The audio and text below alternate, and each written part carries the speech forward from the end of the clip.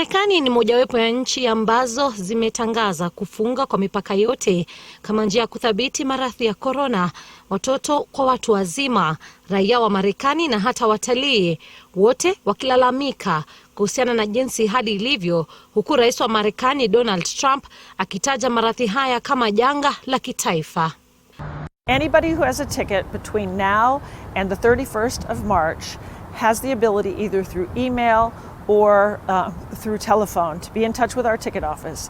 They can decide to exchange into a future performance. They can decide to put it into a gift certificate so that they can come to a future performance at their leisure. They can make a contribution back to the Kennedys. Mostly affecting people that are in poor health. I'm young and I'm relatively healthy, so it's not really a concern for me. It'd just be like having a flu for a bit, being convenient, but it's not the end of the world. So yeah, it's a little bit disappointing. We had planned to go into DC to see some of the monuments tomorrow, but with everything closing and people being concerned about being in large groups, we're probably not going to go. We're actually probably going to head home a day early. So we went to the Smithsonian Air and Space Museum, and all the interactions were closed, so it wasn't as fun as it was for kids because you couldn't touch anything or do anything. So it wasn't that fun. Hapa ni Venezuela. Wengi wanajifunika na nia ya kujikinga kutokana na maradhi hayo ya korona, huku wengi wakifika katika duka la kuuza barakoa ya kuzuia maambukizi, huku idadi ya wanaotembea na barakoa hizi ikizidi kuongezeka. Hali ni sawa katika nchi ya Poland.